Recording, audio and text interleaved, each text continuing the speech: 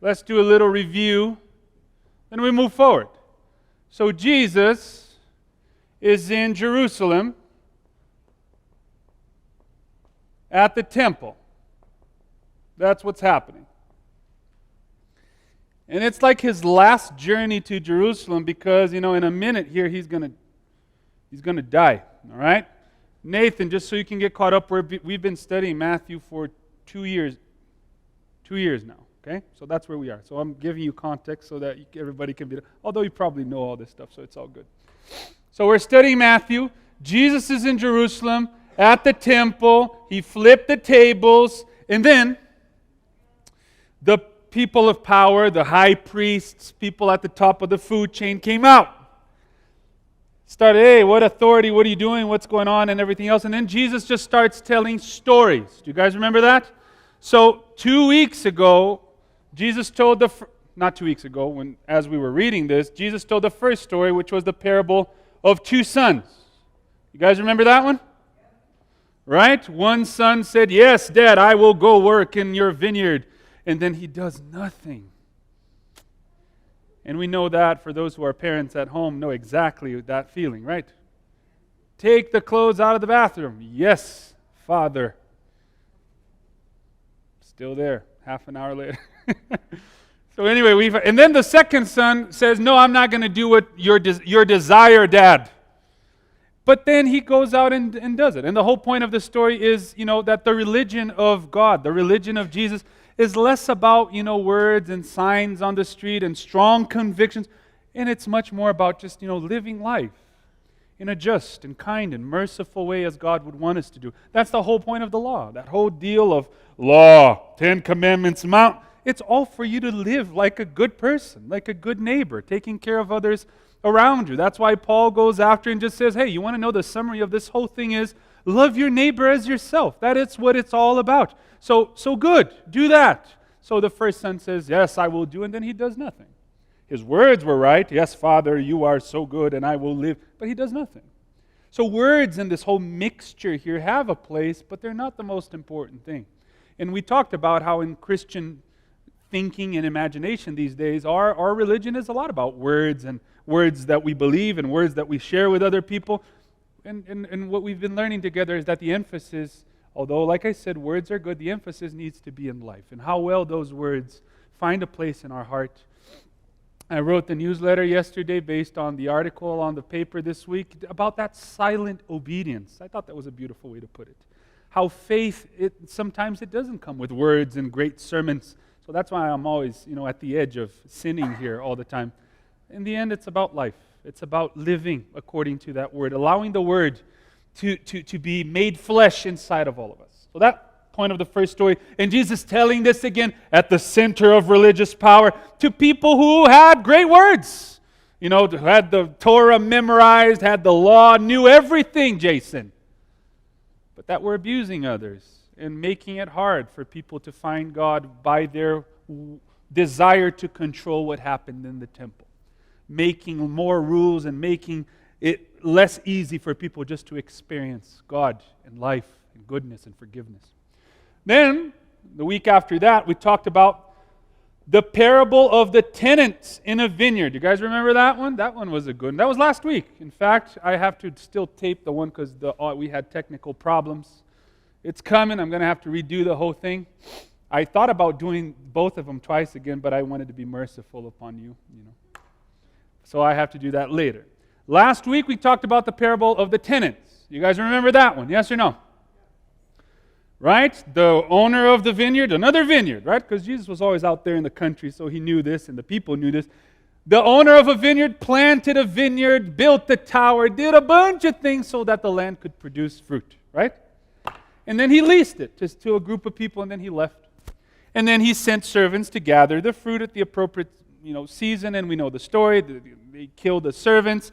The owner tries again. Maybe they changed their mind. They didn't want to do that. So more people are killed. And then he sends his own son, which they take outside of the vineyard because that's how you do stuff. And they kill the son outside. And then Jesus turns to the high food chain power people and asks, what do you think the owner should do to the tenants who are just killing everybody. I said, oh, it's going to be a very harsh punishment, upon all of them. And I told you that story last week with a question in mind, right? You guys remember what question I asked right in the beginning? The whole story should make us think about what is the true church.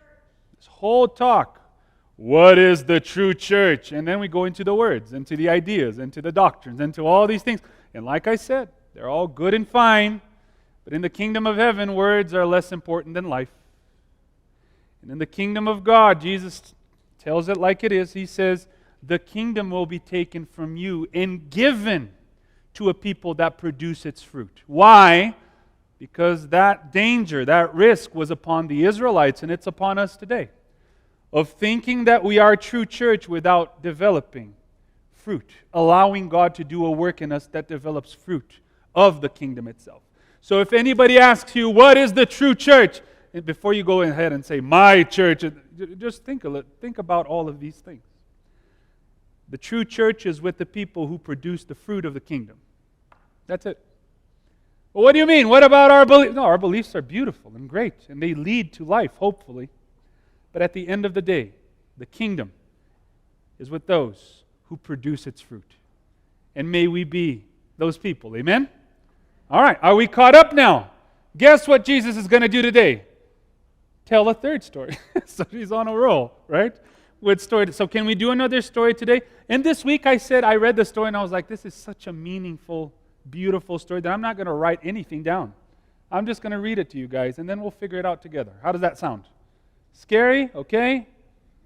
We'll see. We'll see how it goes. I wrote a few things on my Bible, so it's not that I didn't write anything. Ready? Matthew chapter 22.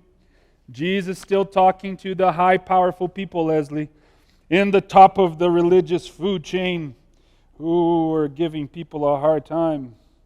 Doesn't happen today, though. All religious people in the world are so kind. All right. That was a joke, by the way. Yeah, I know. All right. Matthew 22, 1 to 14. Ready, friends? Yes or no? Are we caught up? Anita, are we caught up? Okay, good. Am I doing a good... Anita, I was a teacher in Brazil, so you can already see my problems here, yes? I can't shake it off from me. You got to do reviews and stuff, so at least Anita gets it. All right. Chapter 22, verse 1. And again, because 2 stories weren't enough. And again, Jesus spoke to them in parables, saying, the kingdom of heaven may be compared to a king who gave a wedding feast to his son. This story is better known as the parable of the wedding feast, for those who've heard it before, right? It's a good one. And it's funny how Jesus is listening to the answer these guys give, and then he just puts it in the next story. You're going to see that there. Remember that in the parable of the tenants, Jesus asked the top of the food chain guys, what do you think should be done with these tenants who are being irresponsible? And they said they should be thrown in the darkness and have a horrible punishment. Jesus is going to put that into this story to make it even more difficult for these guys. They hate it. But anyway, let's go. So the kingdom of heaven may be compared to a king. And you say, but Tiago, this has nothing to do with church. This is what Jesus is talking about, the kingdom of heaven. So I need to remind you again, even before we continue, that what is the connection between our church community, people gathering, and the kingdom of heaven? Does anybody know the word that puts it together? I'm going to write it up again. So kingdom, how is this connected to church? The church is a sign. In or on the earth, a visible, if we live, obviously, according to the principles of the king, because it can also be a very bad sign of other things. But the church is a sign. It's a signpost of the truth of an invisible kingdom now being visibly manifested in concrete reality. So what is the connection between church and kingdom? Well, the church lives by the principles of the kingdom of heaven, so it becomes a visible sign of that kingdom right now. Or at least it should. Right? Are we together? Yes or no? All right, let's keep going. The kingdom of heaven may be compared to a king who gave a wedding feast for his son. So Jesus resurrected the son from the previous story, brought him back, and sent his servants. So the king wants to have a feast. Right? And you already know who the king is in this story, right? The king is God the Father. And it's awesome, Mary, that we know from the Bible that the God of the Bible enjoys feasting. Jesus always tells stories about parties. So for those who enjoy those, that's the God of this book. Enjoys the party. And this whole story, by the way, is God not wanting the party to not happen. So God is pushing for the party. And when I say party, I don't know what reference you have in your mind, but can you smell the barbecue, the fire? Greg already smiled over there. Good. The cooler filled with nice beverages that you enjoy, refreshing in the heat. So there's a party going to happen for his son. So the king sent his servants to call those who were invited. So there was an invitation going around beforehand. So the servants went out just to gather everybody who had been invited. But they would not come. Audi. They didn't want a party. Verse 4. Again, like in the previous story, he sent other servants, and he might have been thinking, well, maybe, they forgot about the date, but I'll send more servants just to, because it's going to be a good party. I'm preparing good things. So he sends other servants saying, tell those who are invited, see, I have prepared my dinner. So he goes through the menu now. My oxen, fat calves have been slaughtered. So we are in the range of barbecuing here, Jason, by the way. Big barbecue. Everything is ready. Come to the wedding feast. You have been invited. I have prepared all things. Come and participate in the feasting, in the joy. So what happens now? Verse 5, but they paid no attention to the servants and went off, one to his farm, another to his business, while the rest seized his servants, treated them shamefully, and killed them. Wow, violent response. They were tired of the messengers. Verse 7, the king became very angry, and he sent his troops. So while the party was going on, it's a weird story, and destroyed those murderers and burned their city. So remember when the previous story they said, oh, they deserve a punishment. Jesus put the punishment in here on this story. Then he said to his servants on verse 8, the wedding feast is ready, but those invited were not worthy. Interesting. What did the people who were invited needed to do here, guys? That's it. Show up. Did they do anything? No. Did they kill an animal? No. Everything was prepared by the king. Worthiness here is not, oh, let me get ready, let me do all. No. It was just literally just going to the thing and enjoying it. So let's keep that in mind when words like worthy show up, because normally in our religious mind it's like, oh, they didn't prepare enough. They haven't. No. Let's just stop right there with our, lovely Christian legalist readings of this thing. No. The worthiness was simply tied to, oh yeah, there's a party. I'm going to go sit and eat. Maybe dance. Have fun a little. So verse 8, then he said to his servants, the wedding feast is ready, but those invited were not worthy, so let's wrap things up and just not have the party. No, verse 9, go therefore to the main roads, because we're going to have a party. Don't get me wrong. People don't want to come, that's fine. But this thing is happening, you understand? It's not tied to anybody, so he sends them to the main roads. And in order for you to understand what this means, main roads, what do you think? What do you think? It's cereals, where some of us live these days. Go over there where you know you're going to find people who are hungry, who are wanting to party, who are wanting something. Because obviously, the elite of the kingdom, those who were invited, are busy doing whatever. So just go to cereals. Is this helpful to you guys? Cereals, yeah. Go down cereals. Start at airport, because that's normally where I go, right? And then just move up. Let's keep reading. Go therefore, verse 9, to Cereals Road and invite to the wedding feast as many as you find. Let me pause right here, because I just want you to grasp what we're talking about today. Jesus already talked about what the church is, right? To who the true church, where it's located. And where is the true church that is a sign of the kingdom located? With the people who produce the fruits of the kingdom. What are the fruits of the kingdom? Kindness, faithfulness, love, mercy, justice. People who live with their heart beating like the heart of the Father, right? So far, so good. So today we're going to talk about this whole story here is very simple, Oscar. This is a story about, okay, so who are these people? That's what Jesus is going to describe. Who can be part of the church, of the kingdom, of all of these good things? That's the question. So go therefore to Cereals Road and invite as many as you find. Did the king give any criteria? Hey, go to the main road and grab those who seem like hard workers. Don't just grab anybody.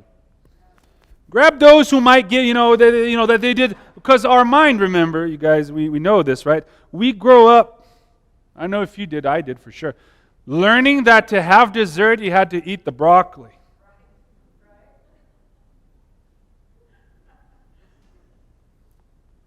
I revisit those moments every meal at home these days. We grow up with this merit deal, right? That if you do this, then you get that. And we plug that into religion without even thinking, right? God is not answering my prayers. I must have done something wrong. Or I'm feeling attacked by somebody, so I must have done something right. Because life is always this exchange, right, Jace? I'm working very hard at my job. I deserve a promotion. Why? Because I've done this, I get that. Well, the logic of the kingdom is really, really unfair if you're going to go that route. No criteria. Go out, bring as many as you want in. That's it. Are we together? Yes or no? Are we learning what a church looks like? Yes or no? Good. I'm glad. Makes my job way easier, Nathan. Once the texts and Jesus sort of shape the conversation. All right. Verse 10. And those servants went out into the roads and gathered, not some, not many, all whom they found. And guess what? Both good and bad. Are you guys with me? Let's read that together. Both bad and good. Let's do it again. Both bad and good. So there you go. You want to know what a church looks like? Oh, well, there you go. Everybody, all, both good and bad. And this connects to what Jesus already said, that wheat and chaff grow together. It's okay. There's room at the table for everybody. No, but what if that's not your job? The what if, the what if, whatever, not our job. Our job, make room at the table for all. Are we together, yes or no? Oh, it's good to read the Bible once in a while, isn't it, Jason? I find it very helpful. So the wedding hall was filled with guests. What a good thing. So in another temptation, it's a very Adventist temptation, is to think that this is about heaven, right? No. Let's avoid thinking about heaven for a second and just imagine this as something that is happening right now. The feast, the whole deal, right now. The invited didn't want to come, so now you go to Cereals and bring everybody in right now to participate, to enjoy what the King has prepared. Now, not only later, right now. That's the good news of the gospel, by the way. Is there an end to this whole story of humanity? Yes and amen. So do we suffer until then? A little bit, yeah. So what's the good news? we can experience the whole deal right now.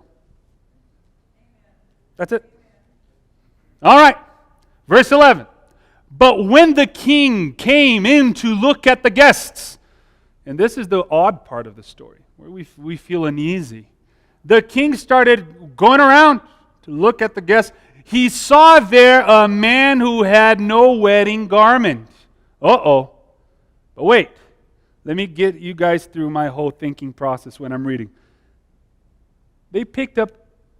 Are you guys with me with the cereals comparison? Just think of a bus right outside right now. Dave driving the bus out to cereals. Starting where I sit, right down at the airport, and just putting inside.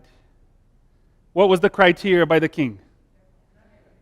Anybody who has a face, basically, right? That's the criteria. If you see a face, they're good. Just toss them in. So you pick up everybody, Dave, and bring them in here. Did Jesus talk about like dressing them, giving them? Nothing, but it just jumps. Isn't that weird? It jumps into the situation now where who is the person who provided everything in the story? The king. So you assume that the king is even providing what? The wardrobe for everybody. So the fascinating thing, it's all right, Jeremiah, just leave it there. You're good. Poor girl. It's all good. So, the temptation in this story, an old temptation, is to say, oh, this is a problem right here. Because yes, we are to invite everybody, but you have to figure out the dress, you got to do stuff, or else the king is going to look and say, oh, my friend, it's not good. No wedding garment, you haven't done enough. How many have heard this story like this before? I have for sure, many times. It seems like a great story, right? There's going to be a party. It's going to be good. Everybody's invited. And then you're like, this is great. And then God shows up and says, oh, you're not wearing the right clothes. And listen to what it says next. And he said to him, friend, how did you get in here without a wedding garment? And he was speechless. Verse 13, then the king said to his attendants, bind him hand and foot and cast him into the outer darkness. In that place there will be weeping and gnashing of teeth, for many are called, but few are chosen. There you go. That's where that part comes from. So are you guys feeling the uneasiness of all this? We felt it before. I have growing up, listening to many preachers, including my dad, although I don't remember my dad telling this story like in a negative way. So you're off the hook, Dad. Watching on YouTube there. Isn't this story weird, though? Because you have a good sense that, yes, this is my deal, right? Everybody's invited. And then in the end, the king is looking, well, but you haven't. So what's happening in this story?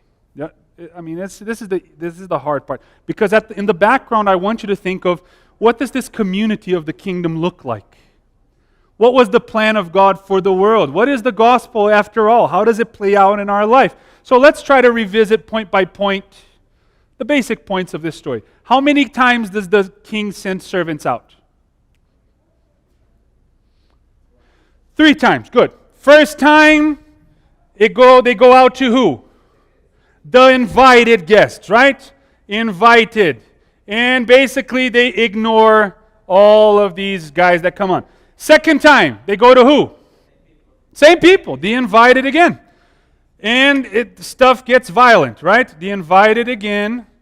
And they not only ignore, but now they kill the servants, right? That's what happens. And then the third time, they go out to who?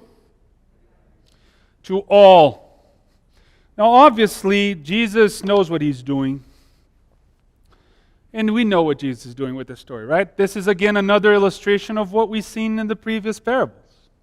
This is the story of Israel in the Bible, right?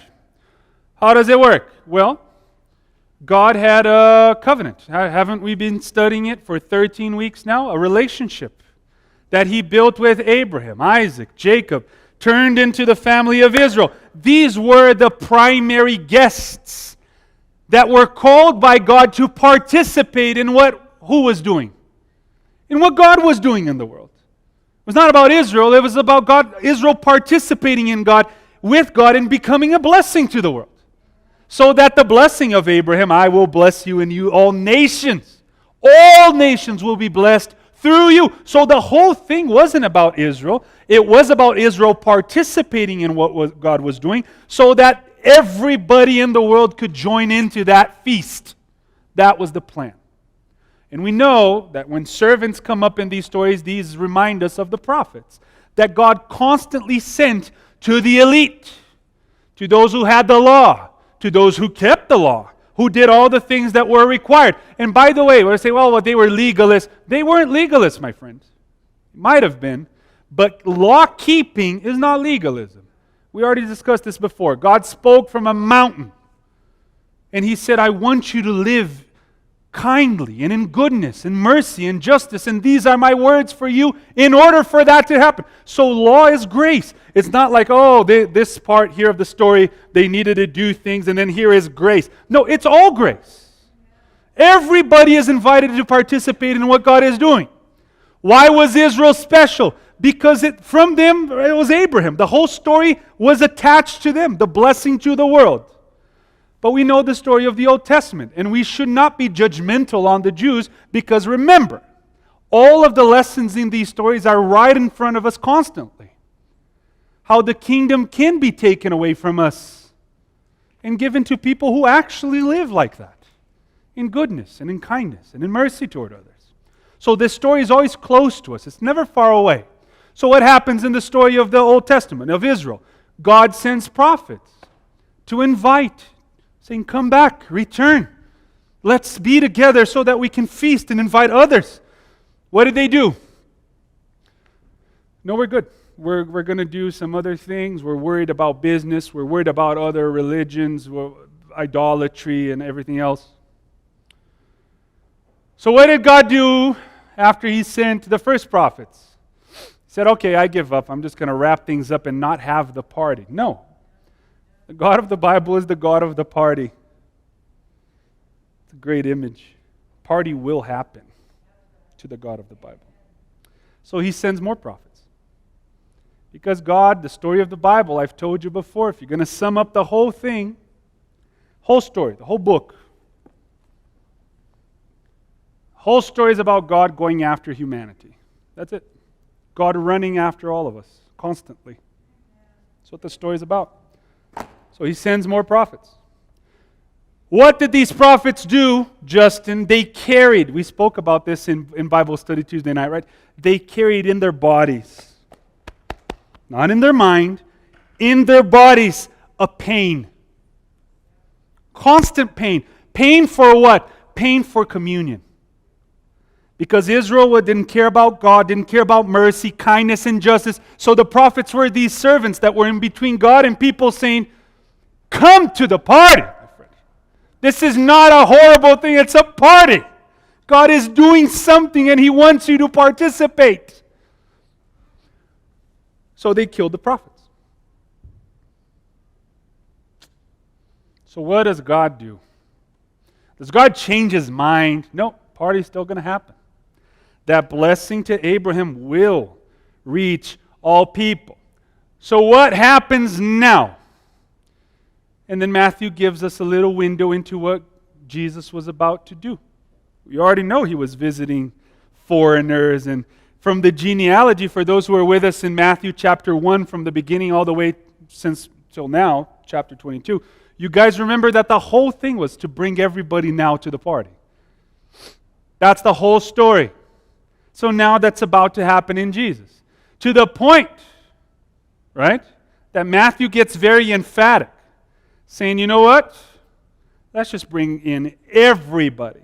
And remember, he's writing this way later, when the church is already progressing, when the thing is happening, and they have seen enough from the Spirit to know that the whole deal is not only about one ethnic group or one people, but about everybody else.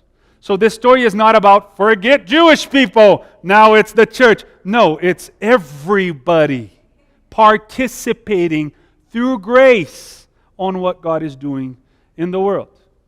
Now let me ask you a question, though.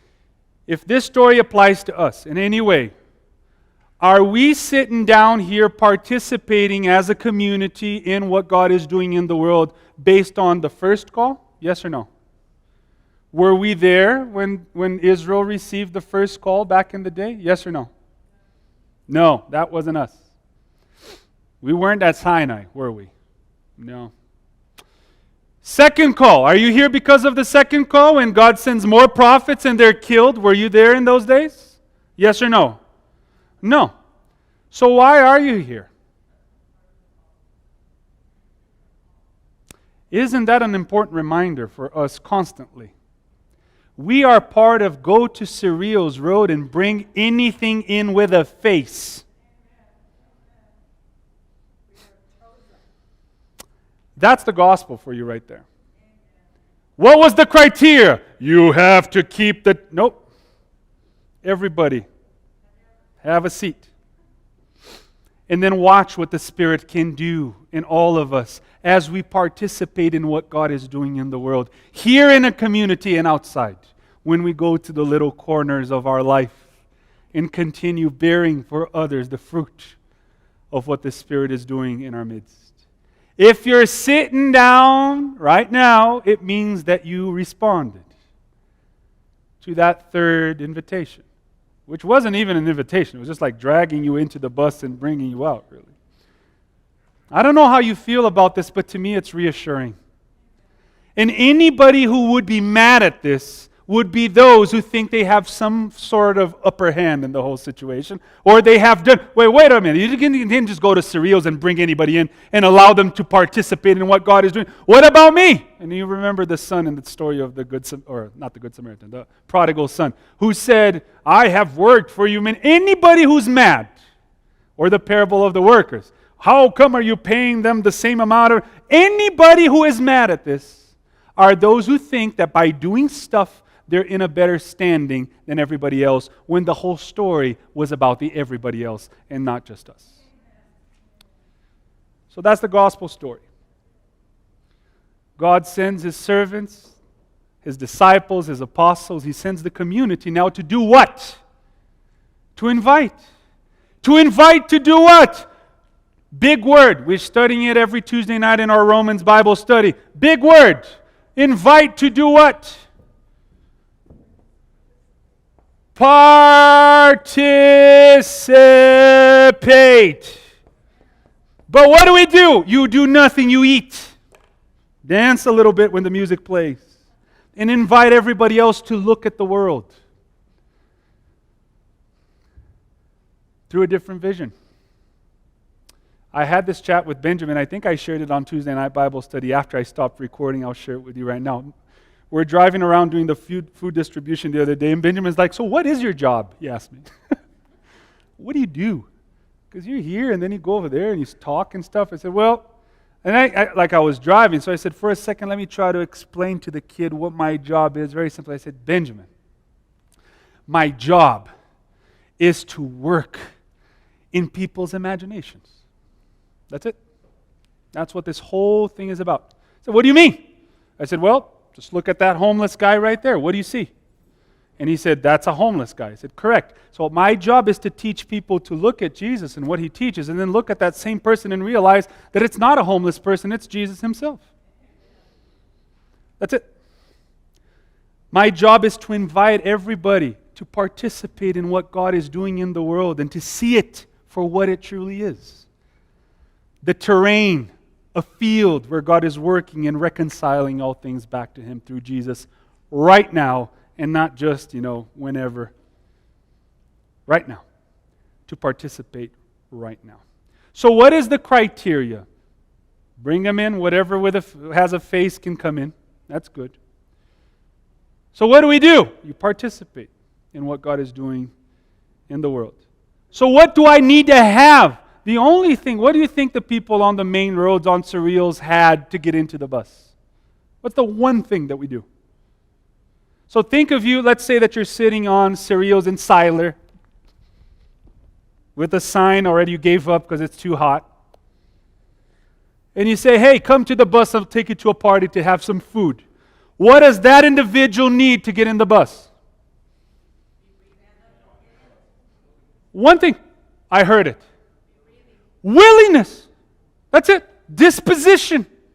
That's all we need. I need to be willing. Yes, I am willing to go. That's the one thing that God needs. The willingness to accept the invitation. For those of you who are sitting down and never accepted the invitation or never heard about it, friends, this is the gospel. What is the gospel? God is doing something in the world right now through Jesus, and you can participate in it right now. That's it. So when you feel sad and depressed, as I do, you don't trust. You honor those feelings by trusting that there's more, something beyond it, by looking to Jesus. For the troubles that we experience daily in our families, with our brothers, our sisters, our children, Dolores, we look at those things in a different hermeneutic because we participate in what God is doing in the world. So what does God require from us? To be willing, to walk into life, looking at it radically different. So what God requires from us is, yes, I want to go. That's it.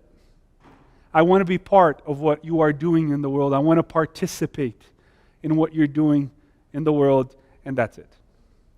And then Jesus ends the whole story by saying, many are called, but few are chosen.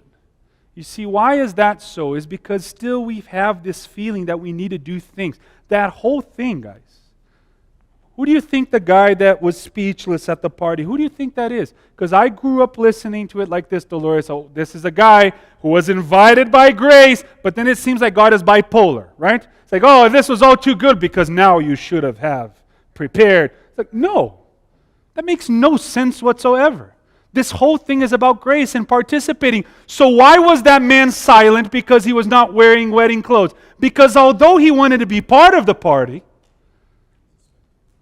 he wanted to go as a spectator. He wasn't willing to allow the king to do everything. Because the whole thing is about grace. So to try to come into the thing by whatever standard you have, you'll never understand. You'll never participate because you feel like you have control, that you need to have some form of control, and that's what the people in Jerusalem wanted. We want to participate in what God is doing in the world, but we want to do it our way. So this is not about somebody who said, oh, I haven't given up cheese yet, so I can't participate.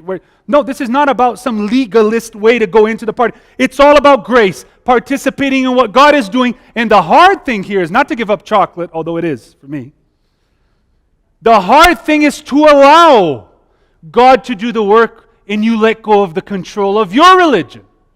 Of thinking that when you sin, oh, I'm going to have to go back and read the entire lesson book now to make way for grace. You do nothing. The only thing that God requires is yes. Willingness to say yes. Are you guys with me? Yes or no? So that guy there, Gwen, is not somebody that said, yes, I want to be part of the church. And then you walk in and they give you a list of things to do and you say, oh, I cannot dress myself this way. So he's thrown into the darkness. People love to tell the story like that. I don't know why. Scary stuff. That guy, that person who was not wearing wedding gowns, wedding dress, wedding attire, why wasn't he? Because he was unwilling to allow God to do the entire work of grace, to participate in a party that is dictated by the rhythms of justice and mercy. That's what this whole thing is about. And it ends, Dolores, with the many are called, but few are chosen. And before we get into charts of predestination and all these other things, who are the chosen? The chosen are those who say yes. That's it. So many are called, few are chosen. Why? Because nobody wants to relinquish, Audie, their control over their own religion. That is the wide path, by the way. Total surrender. Let God do the work. Let God do the work. When Jesus taught about the wide gate that leads to death, what do you think that is? We talked about it before. Every world religion, even Christianity, everybody walks through that wide door of what? Of me being in control of the whole deal. To let go of the control and allow the king to do the work. Nobody wants that. No, sir. I want to know that when I sin or do something stupid, that there's a way for me to pay for it. So that person in the party was not wearing gowns, not because he didn't let go of, red meat. He was there clothesless because he wanted to get into the party a different way. So my dear friends, who is part of the community of the kingdom of heaven? Tell me. Everyone who says, yes, I'm willing. And by saying yes, they are dressed. And doesn't the Bible talk a lot about dressing? Dressed with mercy, forgiveness, kindness, grace. To live like that every day. It's a beautiful thing. That's the community of the kingdom. A community that is less recognized by signs outside of buildings and more recognized by the fruit that co-appear with the yes to the participation in what God is doing in the world. Right now, seeing the world, engaging in it, placing ourselves in it as if it is God's party, bringing all things together and celebrating life for the goodness of what life is. Thanks to that invitation that we did not deserve. That's it. How are you guys feeling? Are we okay? Do we understand the story? Yes or no? Yes. I'm glad. So do we say yes? Yes. Don't answer. Shh. In your heart. Have I ever said yes to that invitation, right? Have I ever said yes and said, I want to let go of everything I had control over and I want to participate in what you are doing in the world, not what I want the world to be doing, because that's the confusion these days. Specifically now in the Pride Month, right, when the world is celebrating their identities, their freedom to be who they want to be, and Christians are getting riled up. They're like, oh, you can't do that. No. Silence. Faith. To participate in what God is doing in the world and not throw people, push people out, but always be found in that path of the main road, inviting people in. With which criteria? Whatever has a face. So good luck with that. Why is it hard for us to get there? Because we do not want to relinquish control. We want to participate in what God is doing in the world and how we want God to be behaving in others. But I tell you, I spent a long portion of my life saying or being very confused about that invitation. When we say yes, we participate in what God is doing in the world, not in what we want the world to participate in, whatever criteria we have. Are we good? In your heart now, let's pray. Dear God, thank you for Jesus, who sort of recalibrates our thinking here. Many are called, but few are chosen, because few want to let go of business, want to let go of religion, want to let go of everything else to participate in the feast, in the celebration that you have prepared thanks to the Son. So, Lord, may you work in our community, in our heart as well. I do not know in this building how many people sitting down have actually said yes to that invitation. But may we be that community that responds, that is willing to say yes and participate in what you are doing in the world. To let go and to walk with Jesus through the narrow door that requires humility, but that leads to life. May we find that life now. May we participate now, I pray, in the name of Jesus. Amen.